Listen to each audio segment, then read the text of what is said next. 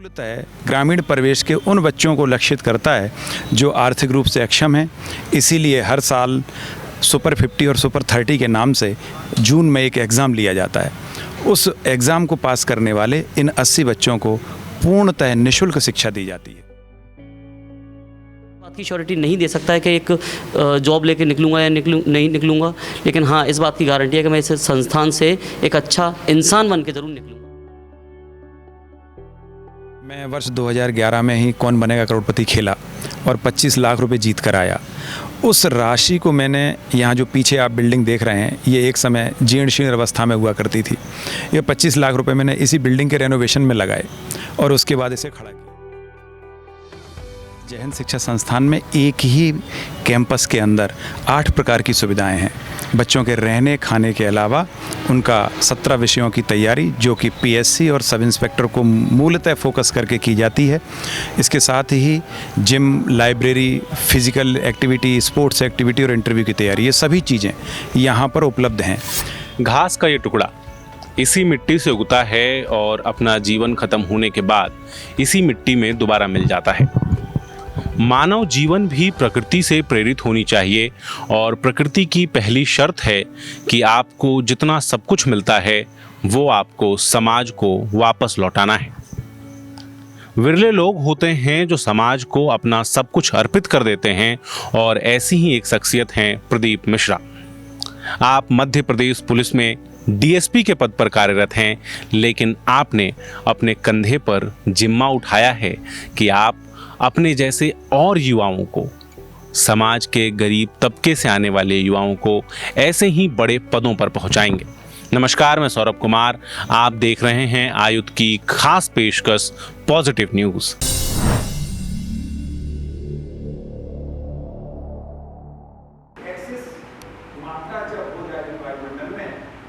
के माध्यम से यहाँ पे हमने सिलेक्शन लिया है। सिलेक्शन लेने के पहले कुछ जानकारी नहीं थी, लेकिन बाद में पता चला कि यहाँ पर किस तरीके से और किस स्तर के शिक्षक अवेलेबल हैं।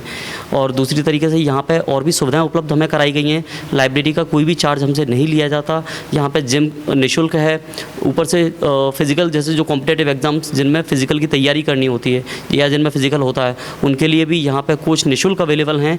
यहाँ पर सर अपना कीमती समय जितना हो सकता है उतना सर खुद स्वयं देते हैं एवं यहाँ पर विभिन्न विषयों के लिए विभिन्न शिक्षक भी यहाँ पर अपने स्तर से अपने जितना हो सकता है उतनी तैयारी करवा रहे हैं। इस संस्थान में आने से मैं एक ऐसा अपने आप को मानकर चल रहा हूँ कि मैं एक अच्छा विद्यार्थी के साथ साथ एक अच्छा इंसान भी बन सकूँगा, और ये मैं खुद में बदलाव देख भी रहा हूँ।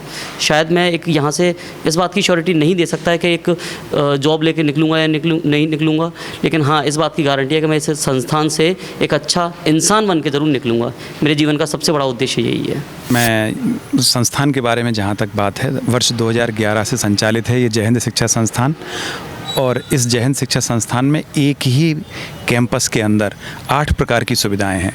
बच्चों के रहने खाने के अलावा उनका 17 विषयों की तैयारी जो कि पीएससी और सब इंस्पेक्टर को मूलतः फोकस करके की जाती है। इसके साथ ही gym, library, physical activity, sports activity और इंटरव्यू की तैयारी, ये सभी चीज़ें यहाँ पर उपलब्ध हैं। और ये जय हिंद शिक्षा संस्थान मूलतः ग्रामीण परिवेश के उन बच्चों को लक्षित करता है जो आर्थिक रूप से अक्षम हैं। इसीलिए हर साल सुपर 50 और सुपर 30 के नाम से जून में एक एग्ज़ाम लिया जाता है। उस एग्ज़ाम को पास करने वाले इन 80 बच्चों को पूर्णतः निःशुल्क शिक्षा दी जाती है। ऐसा करते हुए ये संस्थान पिछले इतने सालों से काम कर रहा है।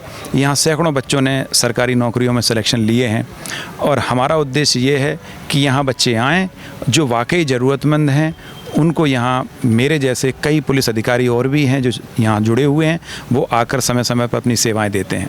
मैं चाहता हूँ, मध्य प्रदेश से अपील करता हूँ कि इस संस्थान की जो मूलभूत सुविधाएं हैं इनसे सभी लाभान्वित हों, और हम अपनी तरफ से जितना हो सकेगा उतना सहयोग करने के लिए तैयार हैं। यद्यपि यह संस्थान मेरी पत्नी और मेरे रिटायर्ड पिताजी द्वारा खोला गया है। मूलतः वो लगातार यहाँ सेवाएं देते रहते हैं, उनके ही सहयोग से ये संस्थान चलता है। मैं चूँकि गवर्नमेंट एम्प्लॉई हूँ, इतना समय नहीं दे सकता, फिर भी पढ़ाने के लिए जितना मेरे से बनता है मैं उतना समय ज़रूर देने की कोशिश करता हूँ। आप कौन बनेगा करोड़पति में गए थे और इस संस्था की नींव की कहानी जो आपने बताई उसके बारे में। मैं वर्ष 2011 में ही कौन बनेगा करोड़पति खेला और 25 लाख रुपए जीत कर आया।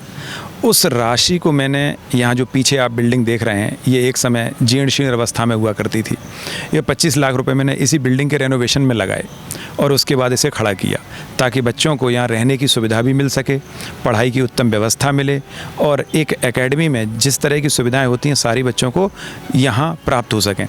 रहने और खाने का एक नॉमिनल चार्ज है जो लिया जाता है, यहाँ निश्चित रूप से बच्चों से लिया जाता है, लेकिन पढ़ाई की सुविधा बिल्कुल निःशुल्क है उन बच्चों के लिए जो सेलेक्ट होकर आए। यदि कोई ऐसा बच्चा जो सिलेक्ट नहीं होता है वो भी अगर आना चाहता है तो नॉमिनल फ़ीस है, वो पे करके वो भी यहाँ पढ़ सकता है।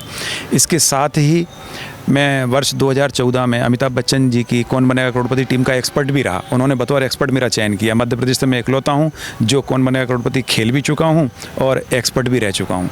इस तरह से ईश्वर ने मुझे सम्मान देने में कोई कसर नहीं छोड़ी है। अमिताभ जी ने भी बहुत मेरा सहयोग किया है और ऐसे ही बहुत सारे अन्य भी लोग हैं। मध्य प्रदेश में भी बहुत सारे राजनेता भी हैं, बहुत सारे अधिकारी हैं जो समय समय पर यहाँ आते रहते हैं और लगातार बच्चों को प्रेरित करते रहते हैं, अपना यथासंभव योगदान देने की कोशिश करते हैं। लगातार जुड़े रहने के लिए आयुक्त को सब्सक्राइब ज़रूर करें।